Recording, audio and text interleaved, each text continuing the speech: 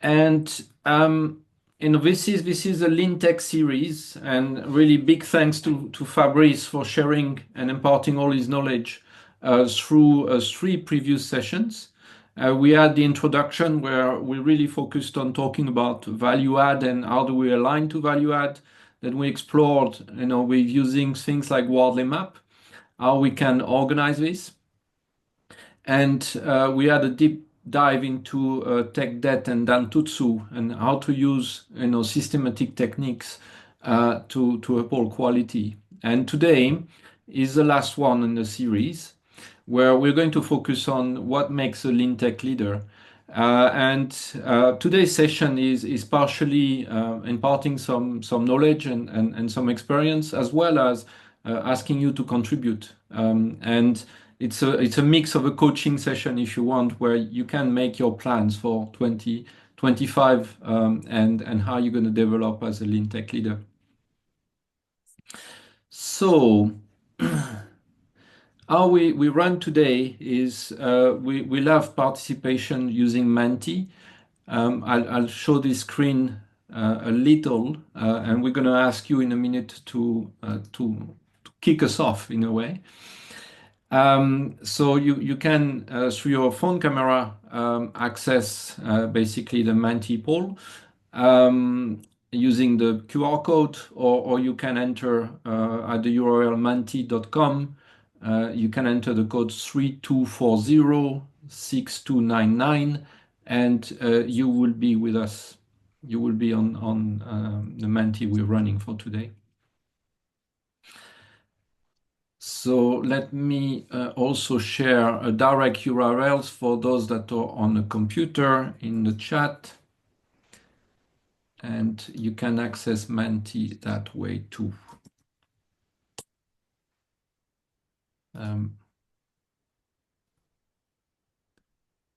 Meeting chat, there we go.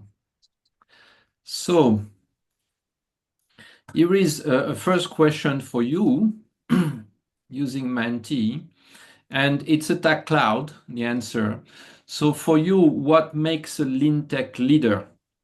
In one or two words, and I'll try and capture what makes a lean tech leader. What are your thoughts?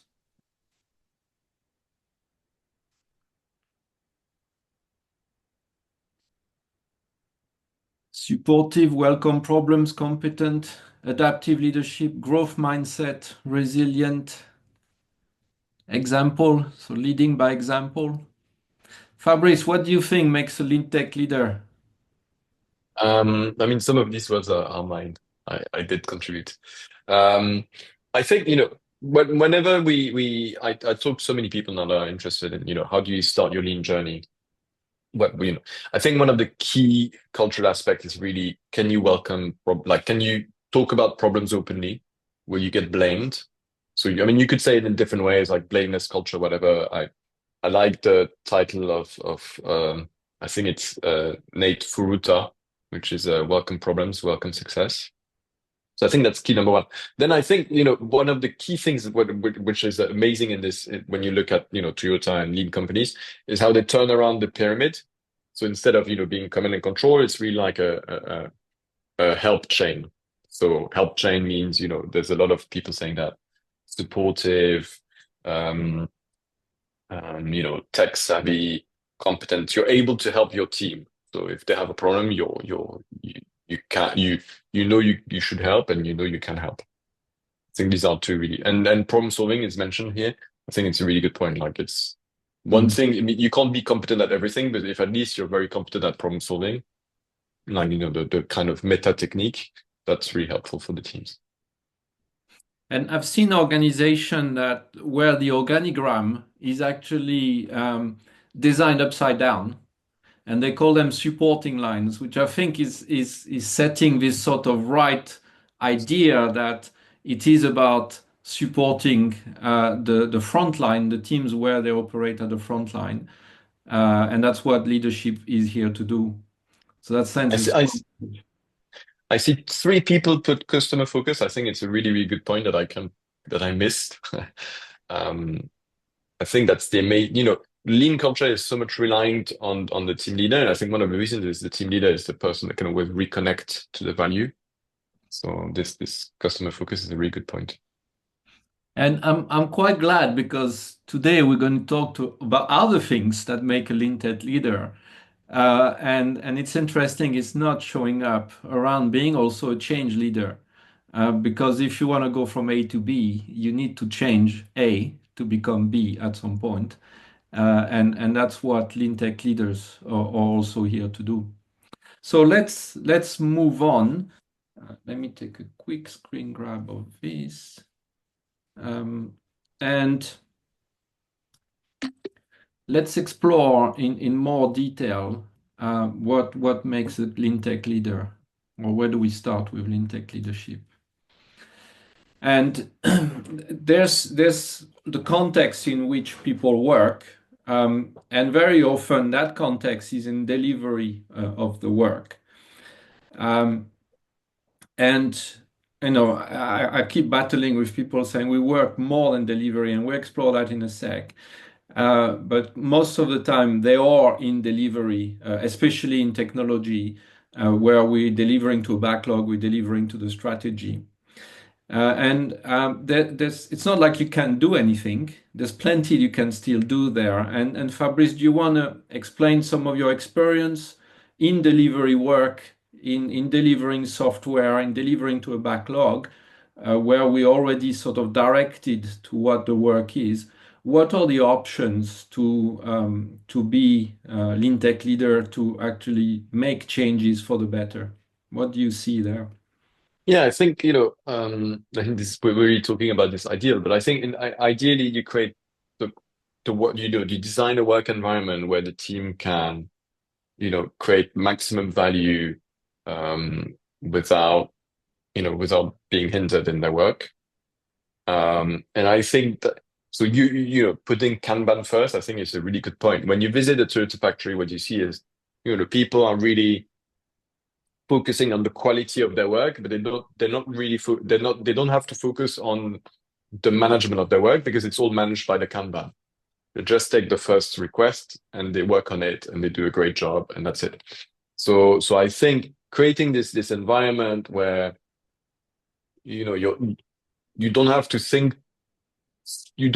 about the whole global optimization because it's done by the Kanban and then you can focus on how you can best contribute to it. I think that's a really, really, really good point. And of course, it reduces waste because you have less work in progress, encourages collaboration because, of course, everyone is treading on each other's toes, which is actually not a bad thing in a sense. This is one of the reasons why it's not intuitive. Like people don't like treading on each other's toes. So everyone takes a chunk of work that is, very separated from the others, and that's how you end up with so much work in progress. So, And of yeah. course, there's standards, and I assume you do a lot with DevOps and how to enforce some DevOps standards in delivery. That's the very tech bit. Like what is amazing in our tech environment is you can really invest in technology that makes it easier for the collaboration. And DevOps is, I think, the movement that, really pushed for it the best.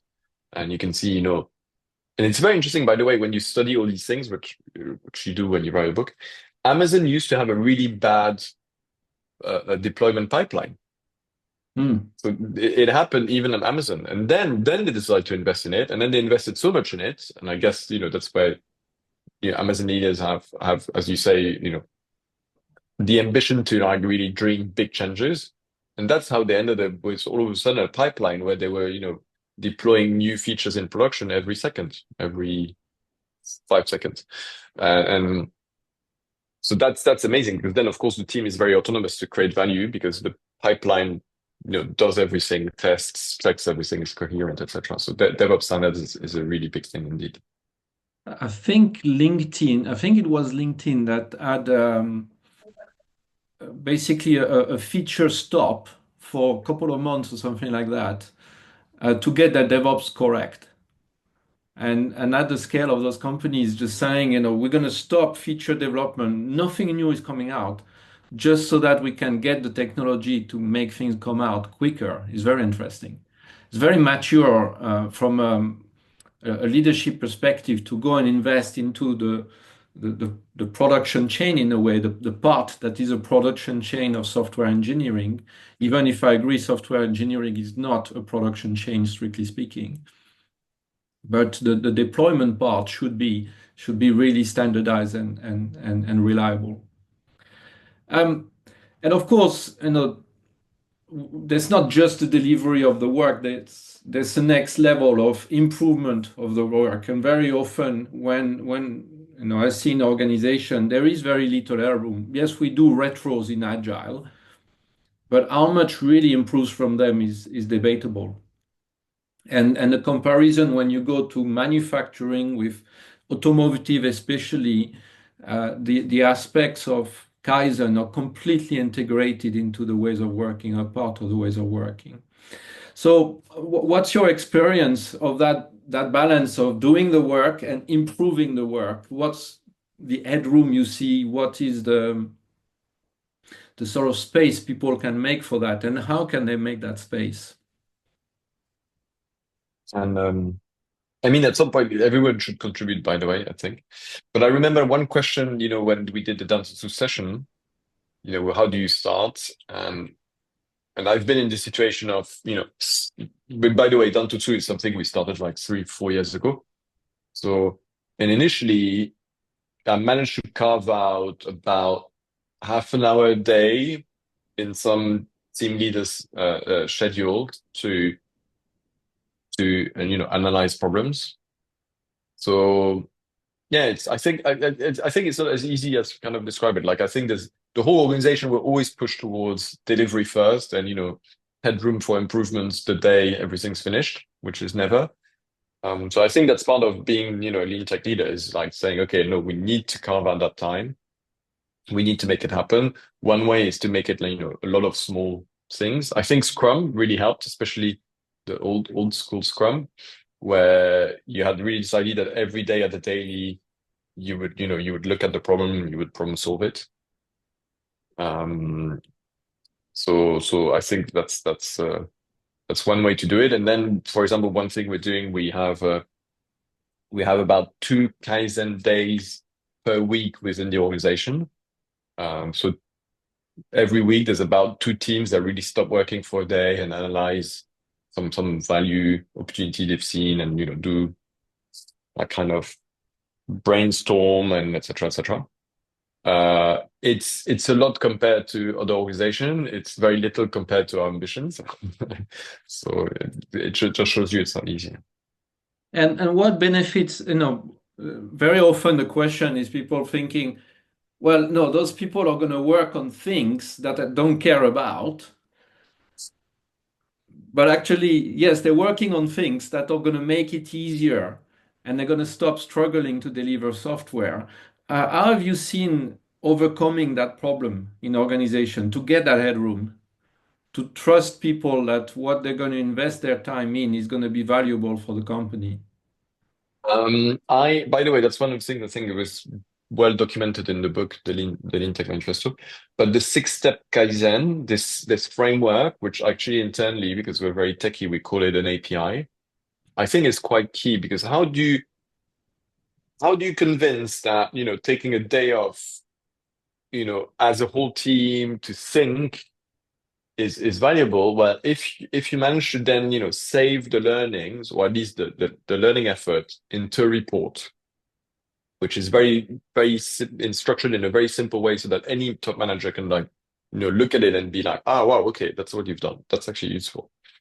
That's very valuable. It doesn't mean that people need to like follow the 6 steps during the day in a bureaucratic way, but it means that at least at the end of the day, they need to take the time to say, okay, this is what happened. Now, when we rewrite the history of the day, this is what happened in 6 steps. This is the problem, the value problem that we decided to focus on.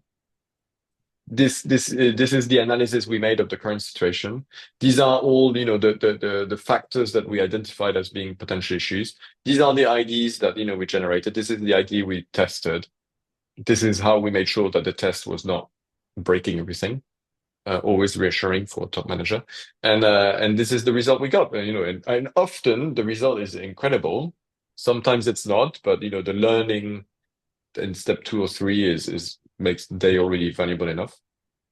So I think, this balance between creative freedom and structured reporting, I think that's important to have in mind.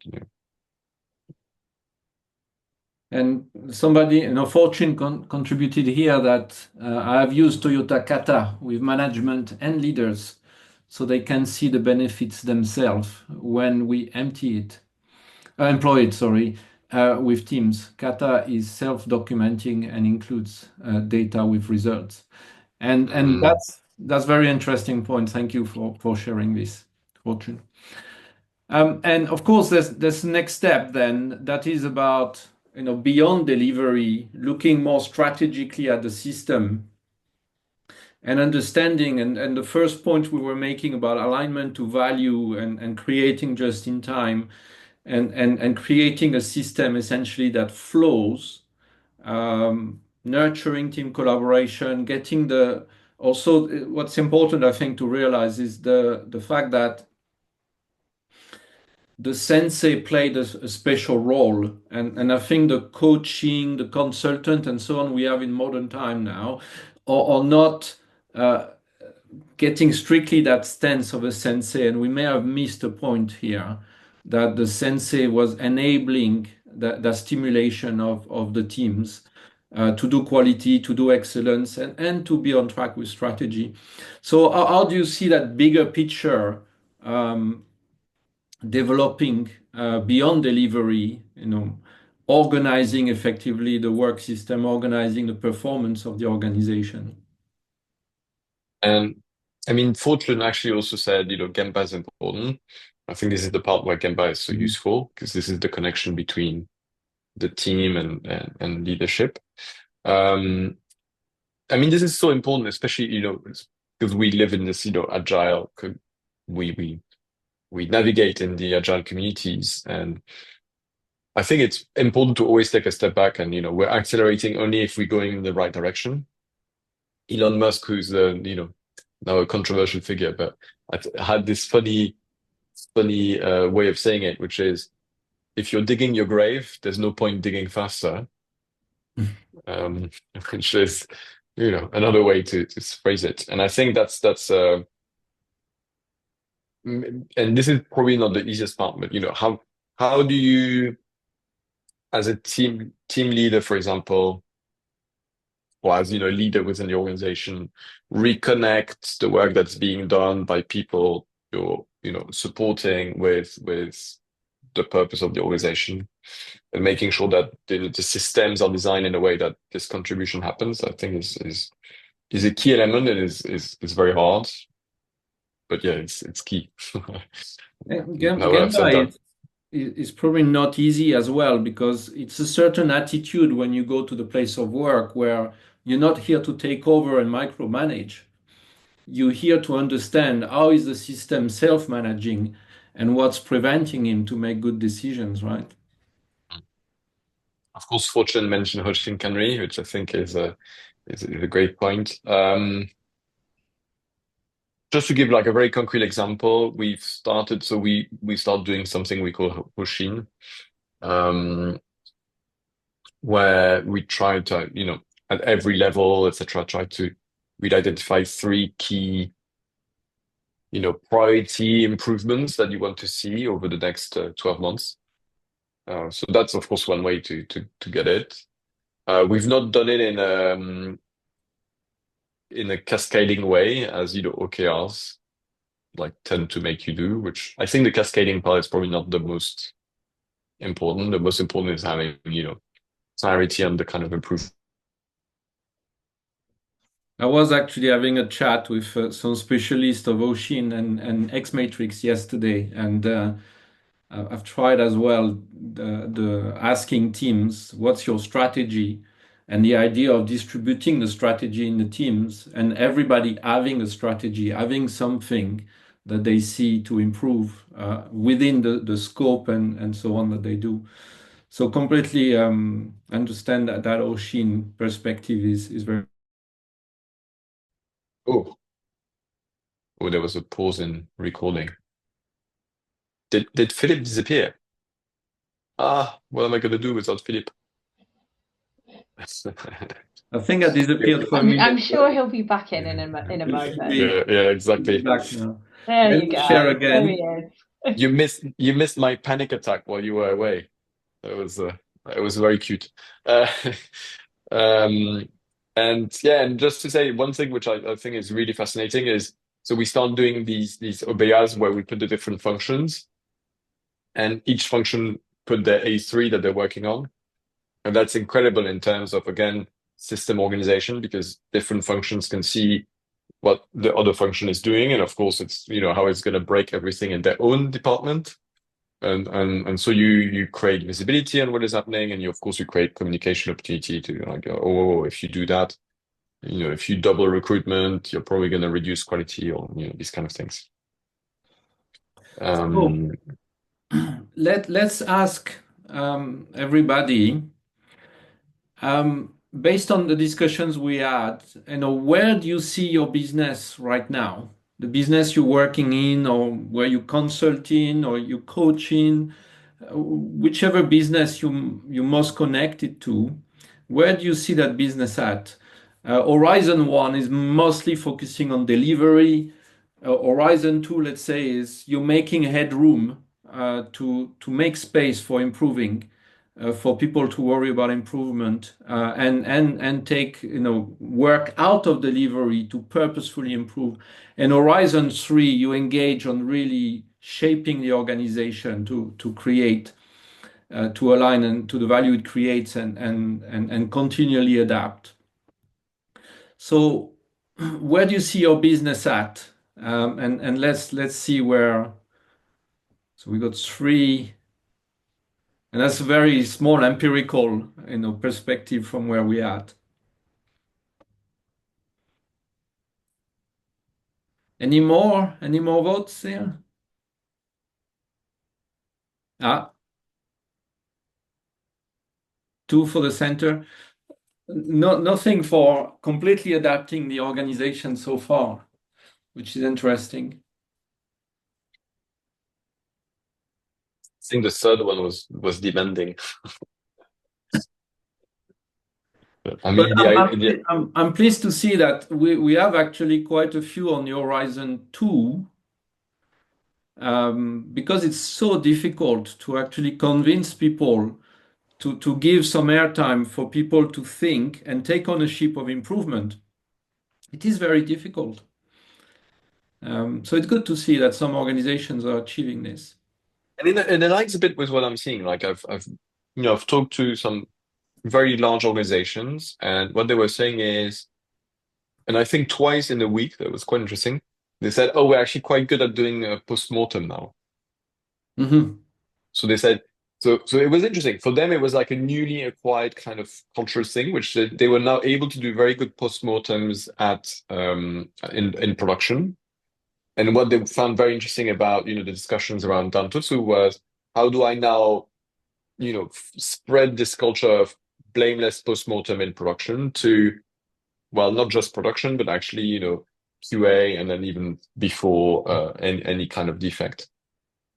And so yes, so I'm seeing this that, at least the post-mortem culture is getting stronger in the tech world. Good.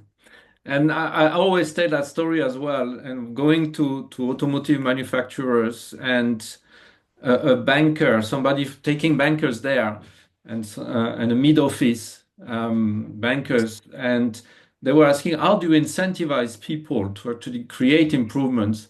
And the face of the automotive person was telling, completely sort of puzzled, and actually, responded saying, we don't.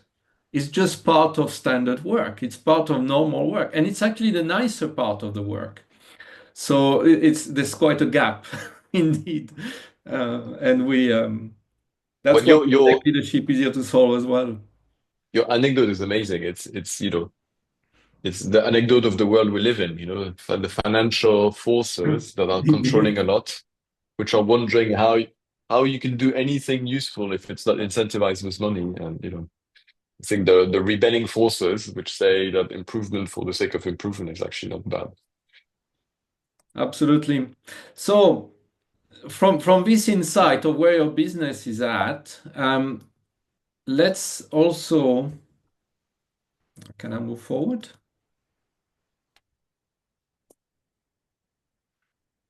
Let's also reflect on the leadership of it. And when people are probably more at the delivery end of the work, so we're doing what we're told to do. We are doing our job. That's the kind of things we hear. And those are what I would qualify as custodian leadership. We're here to do a job and to progress a backlog, whatever it is. And that's all we do, really. And very little initiative tend to come from that. We just operate. And then we got more the improvement leader. So people that start taking initiative, people that start, creating their own work because they see something is not quite right. And then the step beyond that, looking at the system, is very much around talking about flow, seeing the flow of the system and its friction, and addressing it more strategically. So with this in mind, and with the results we had before in mind, where do you see your leadership right now? Working for those organizations that were more Horizon 1 and Horizon 2, where do you see your leadership in terms of being custodian, really, of the work, being an improvement leader, improvement leadership, starting to take more ownership, and being more flow and strategic leadership? Where do you see yourself? So that's the next Mantee. Let's progress to it. And clicking here, I should activate it. Where is your leadership at right now? Are we going to see the same balance? Or actually some pioneers stepping up more into the strategic and flow leadership?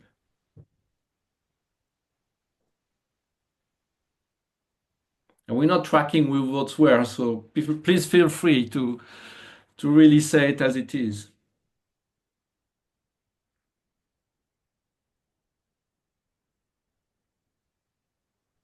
Is the question of where is it supposed to be, or? And that's interesting because there is inevitably a relationship where the system shapes the leaders and the leaders shape the system. And catch 22, who is going to make the first move? And it's interesting, we have more of a balance here. I mean, there's a bias in the people attending, right? Well, I think that the people that give up their Friday to go to those sessions have certain ambitions to improve things, which is good to see. But it's useful to reflect. How are you in alignment with your system, and how is the system in alignment with what your ambitions are as well? So thank you for participating. Now, I will jump to slide now.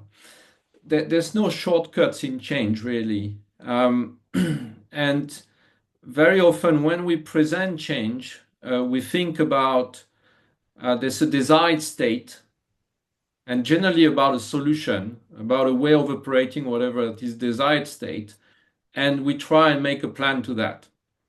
And very often there is resistance, or we call that resistance, between the current state and the desired state. And quite often I would say it's because we have very little clarity of the current state. And the current state is made of, well, what's the performance, what's the outcome we've got, what the practices lead to that, and what is the leadership that is in place. And those things are tightly coupled. So trying to map a future state across those three is always very difficult, especially if you want to make it a big transformation. So there is another question for you. Can you give us some stories of resistance where basically the changes are not materializing in the business? So again, it's in the Menti. What's your short story? If you make it quite succinct, because it's going to be a bubble speech. What are the stories of resistance in your business and your teams around LeanTech, around what we talked about? And Fabrice, as people are entering things, what stories of resistance have you seen for adoption? There's so many. Um, I mean, look, as an entrepreneur, there's a real fundamental question, which is, do you want to create a perfect culture at a small size, or a good enough culture at a big size? And this is where you want to.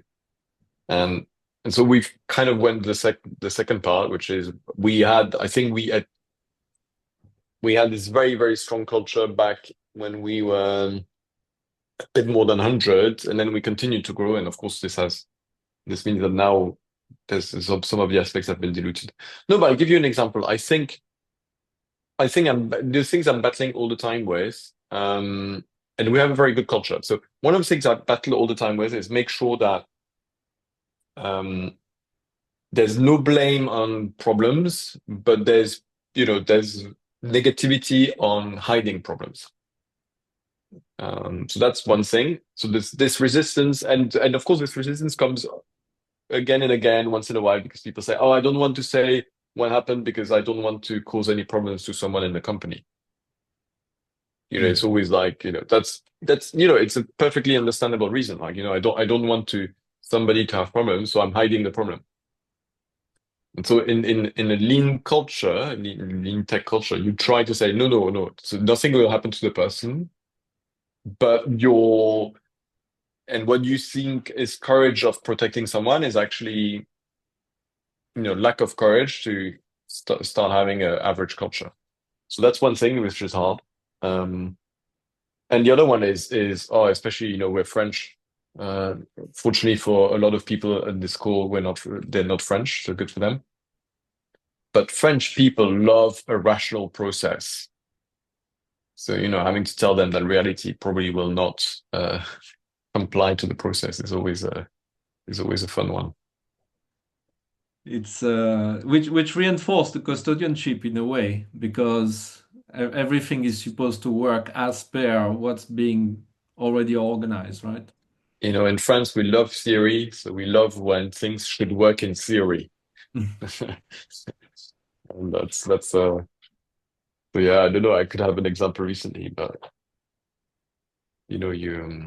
so yeah, and what I see, I mean, I have an example recently where somebody was like, so we were trying to create very interesting R&D content on new technologies, and then the person in charge of making that happen really focused on the process of how to get there, but not very much on how we would actually get good content. So And that's the idea of those three elements of outcomes, practices, and leadership. Is the leadership is what's going to enable or stop going, making the process or the practices work. And the practices that is not directed through, towards an outcome is pretty useless anyway. And connecting those three is always very hard. So we got a few suggestions here. The changes started but did not anchor. No support provided till the culture change. Resistance to accept a stop and fix period to put program back on track. Resistance on change in leadership, not fully understanding and distinguishing the business need versus person. Lose of control is the main issue most of the time, and not believing in the capacity of the team. And trust indeed is a very, very big cornerstone to everything here. Leaders create a framework among themselves, drop it onto people's toes with no consultation. They are amazed at the confusion, fear, anxiety, anger, and resistance. and a general lack of trust, being project and not product or customer focused, and working on too many things at the same time. Does that echo, Fabrice, what your experience is as well? You said there were many to start with. Yeah, no, I could probably find an example experience for each of them. I think they're all very, very interesting. Have you got Um, tips for some of those LeanTech tips? I mean, first, unfortunately, there's no silver bullet. Some of those I had maybe a tip for. I think the trust one, which is of course like a really big one. Um,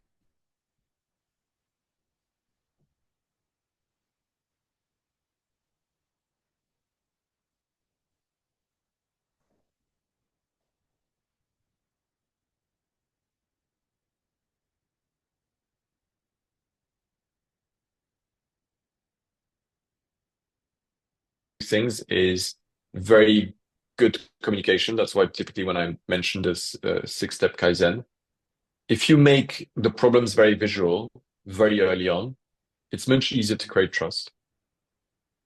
And that you can do at a small leadership level. Like you don't have to be at the top of the organization to create a lot of visibility. And then competence. The more competent you are, the more trust you inspire. And therefore, daily problem solving is one way to increase competence. And it's interesting how Kaizen is a trust building exercise, right? Starting from the little thing that build trust to expand to bigger things. But typically, being also, I mean, I try to be, empathic of all the positions, but being at the, also the top leadership position, when somebody arrives with a good problem solving, oh no, actually, when somebody arrives with an average problem solving, I mean, it's so much easier to like, it doesn't have to be good. It just has to be, not very bad. It's so much easier to give them much more freedom and trust them to do the right thing because they've started analyzing it, they've started to structure the thinking process. You will be able to like, identify if they really go off track. So yeah, problem solving, even average, is amazing in creating and trust bottom up. And At it's least for interesting when people mention culture and trust, those are not something that you can, magically, technically deliver. It's going to be emergent from a number of other things you do that will build the trust, build the problem-solving capabilities. I think that's one of the John Shook got an award for an article he wrote for I think it's MIT Sloan. Mhm. Um, and I think it's the article where he describes that culture at Numi was not created out of thin air. It was created by people having to adopt certain practices, sometimes not really understanding why, and then after a while realizing that it created the whole rest of the culture. Like it's And it's, that's it's I think. that's the fantastic thing about Toyota production system is that it's not one thing, it's many, many, many things that are very coherently connecting together to create that culture. So thank you for your contributions, and I will assemble that in a deck that we'll share so that it's your content and you'll get it as well. Um, and I'd like to say, and Fabrice and I probably have a view of the word resistance because during the Second World War that was something quite prominent in France. And every time I hear change resistance, I have in my head my granddad who was in resistance for a bit. And do we really see people that actively sabotaging things and trying to do something different and so on? And it's not, quite that bad, I don't think. And essentially, it's an indicator for me of badly conceived change, incoherent change, and people are not warming up or not actually going along with the flow because it doesn't make coherent sense. And change journey or complex evolutions of the outcomes, the solutions we're looking for, and the outcomes we're trying to create with those solutions, the practices that create those, and the leadership. And it's not a linear journey. It's not a jump to the solution. It's actually something very much up and down, and it needs to be incrementally probably done in a coherent fashion. So agile for agile change in a way. And it's also interesting to think that what we are trying to achieve is not the end goal. It's that continued state transition.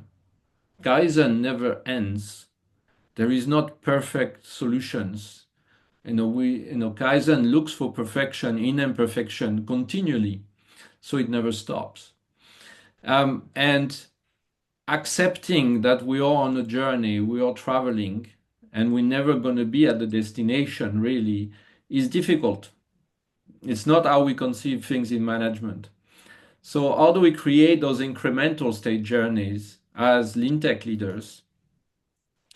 And it's also interesting that people get tired about certain things, and some of that needs to be through discipline, that we keep going, and the leadership needs really, really strong discipline.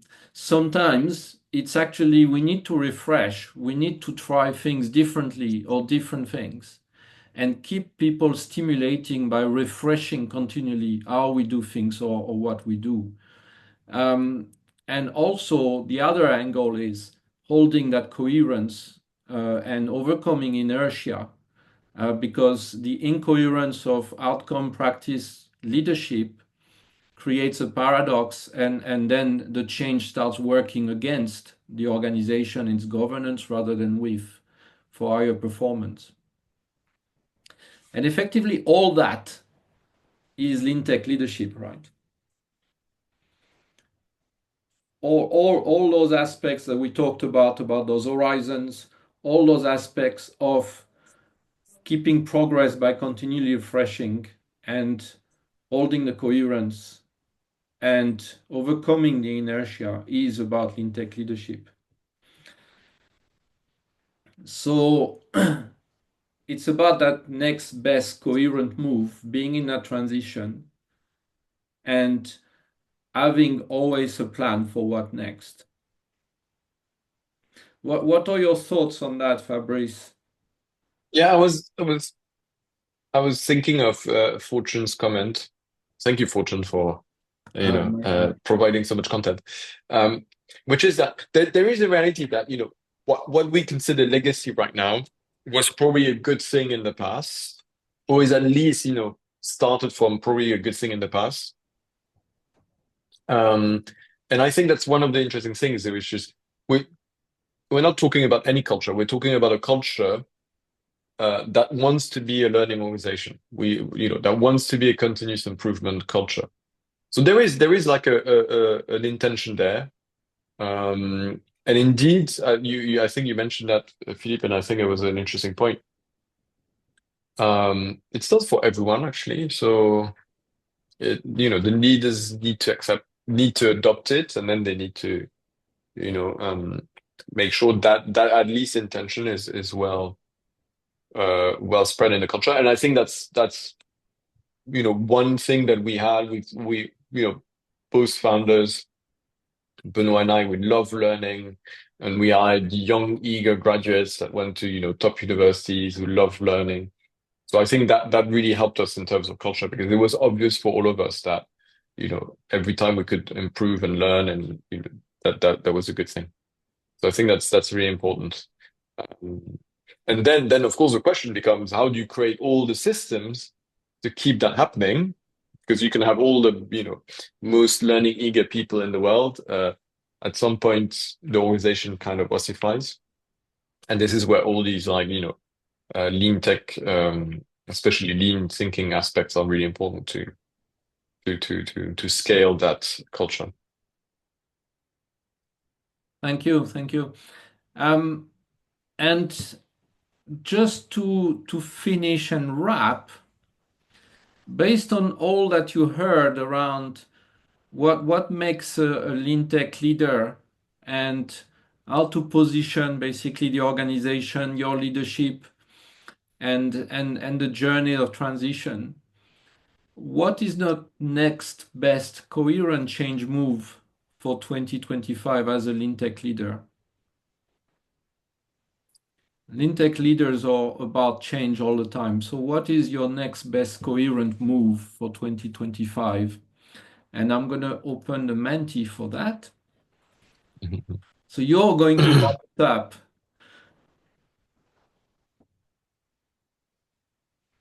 With all that you heard today, what do you see as your next best coherent change move?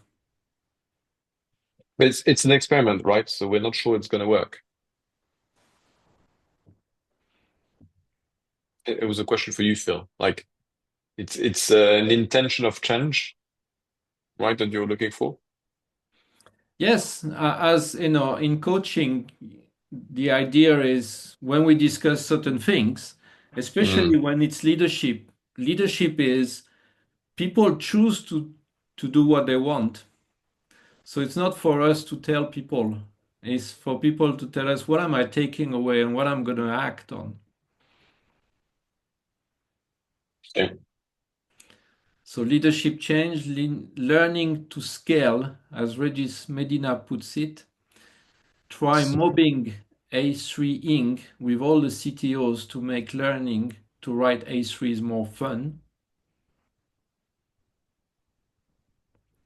Enabling more stimulation. And with what's emerging here, Fabrice, have you got tips for those actions people are looking to take? Um, I mean, learning to scale, there's a class, there's a training. I was actually talking to Philip just before that. Maybe he could be the one translating this learning to scale class in English. Um, Working to get myself in a place where I can consider working with people. Um, yes, yes. I mean, that's. I think, if you want like the prerequisites, the cultural prerequisites, that's an interesting one. I think is welcoming problems and wanting to learn. But I would say even the first one is more of a prerequisite because I've seen organization being very old-fashioned, and then once you put the energy, you realize everyone like. I mean, there's so many people who like to learn. I mean, yes, there are toxic people, but most people in the right environment they enjoy learning. Um, Leadership change, I don't really understand that one. Like, do you want to fire your leader or uh, I don't know who wrote that, so I don't have a tip on how to fire your leader. No, I wrote it. No, we have a change in leadership, and the change was recently made. So I expect there will be a lot of leadership change coming. Mm, yeah, that's yeah. Unfortunately, you can't really elect your leaders that much. Huh? Uh, and even then, even And when you elect your leaders, there's always half the country who doesn't really like the leader. So I mean, it's not that easy. an Mm, aspect in coaching here is coaching is very often about holding the congruence between individual style action to what is expected or the direction of travel of the system. And you realize very often things are in paradox. The practices you're trying to bring are in paradox to the solutions you're trying to achieve. And the leadership that holds the governance of the organization is also quite often in contradiction and paradox to what you're trying to do. Agile being a typical one, lean before being a typical one, where there is no space for improvement, for instance. Well, it's a paradox. If we want to be an organization that improves itself, we need to make the headroom for it. So indeed, there's a lot of things around leadership change and the co-evolution of leadership journeys to the outcomes and the practices you want to see developing is very important. Fortune mentions a CLD diagram. I think it's very interesting, and we use something different, but that has some of the benefits, which are product architectures. So it's inspired by the QFD of Toyota.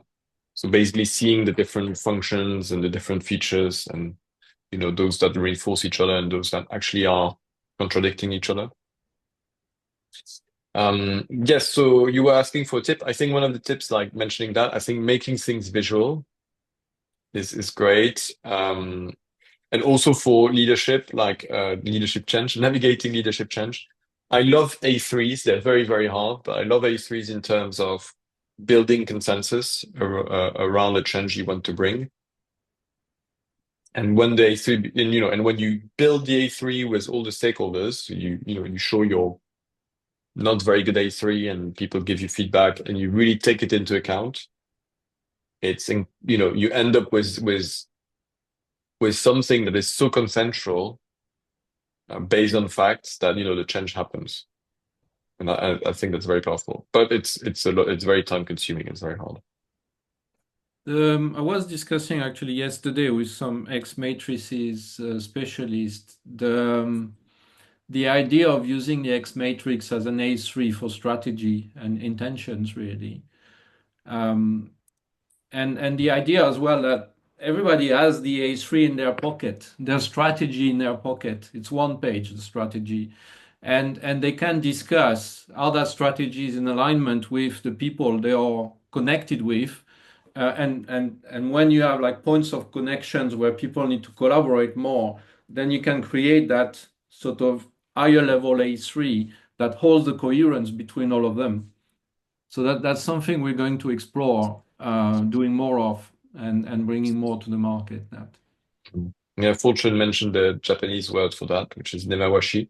So making sure that everybody is aware and agrees and has, at least chipped into whatever the change you want to bring or the strategy you want to implement. And I think that's very powerful. And Amazon is very famous for the 6-pager, which is, their way of doing nemawashi. And it's working for them. Brilliant. Well, we're just on time pretty much, so 2 minutes to go. And I wanted to let you know that we are going to look to do some sort of individual specialist supervision for LeanTech leaders.